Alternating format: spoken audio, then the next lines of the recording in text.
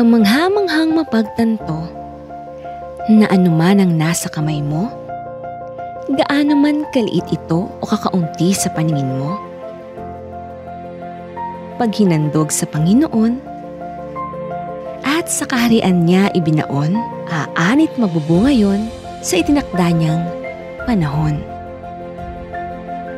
Na kahit maliit na binhi mula sa barya lamang dati, itong 10 bahagi, hatid na sa Diyos ay papuri.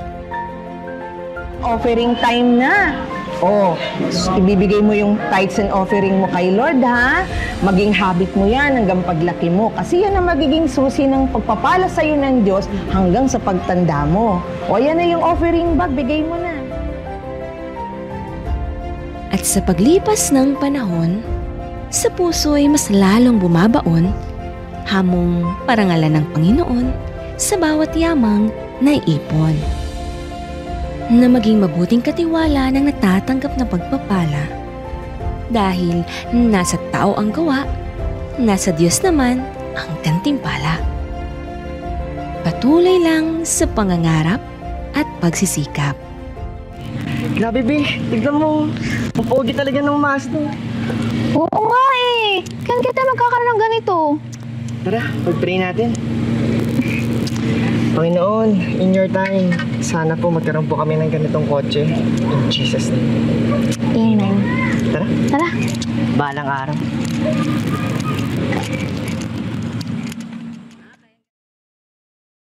Ang ganda talaga ng kotse, be. Kakayanan natin makabili nun. Si Lord pa ba? Napatunayan na natin na kaya niyang gumawa ng hiwalay, di ba? Tsaka bago tayo kasal, pinag-iipunan ko muna talaga makapagpatayo kami ng sariling bahay. Susuportahan kita dyan. Tapos, sunod natin yung dream wedding natin.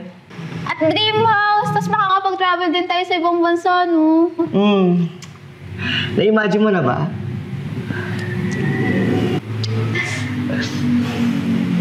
Tara, pag-pray natin.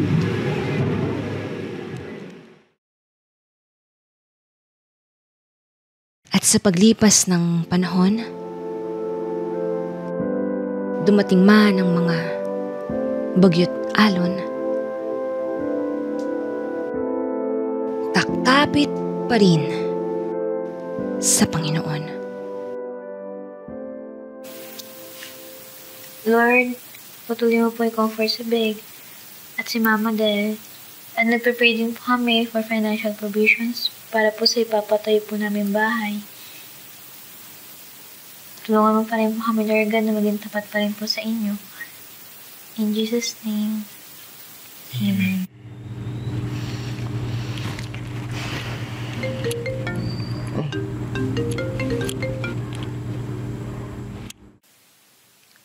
Ano?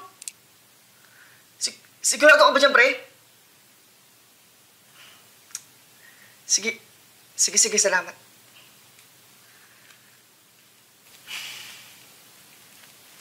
Ano nangyari?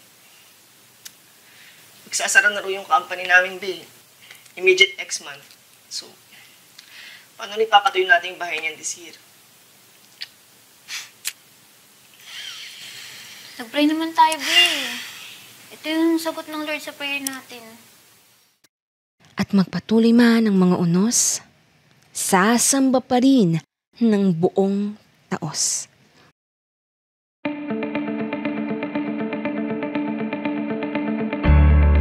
Pagtatiyag ay magiging lubos, pagbibigay ay hindi matatapos.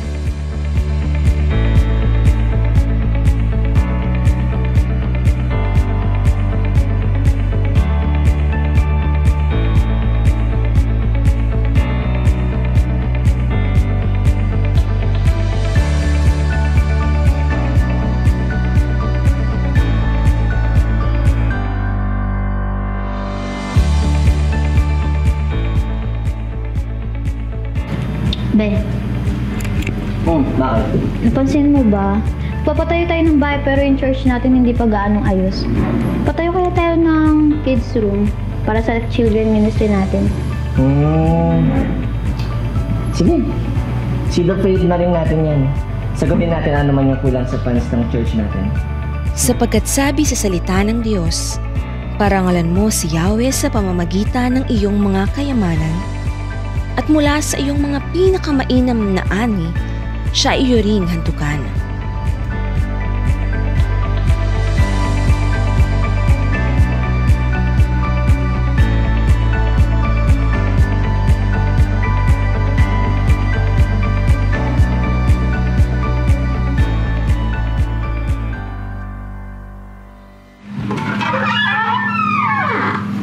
Be, Oh,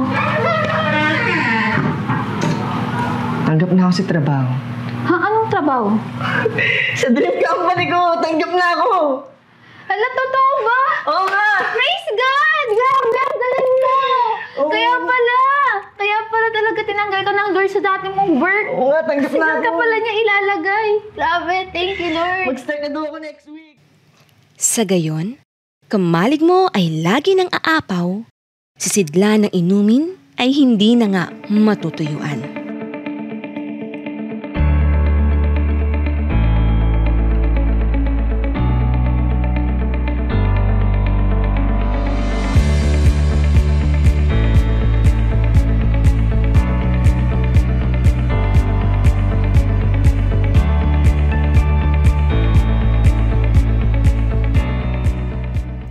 Sapagkat anumang yamang itinanim at inihandog para parangalan ng Diyos,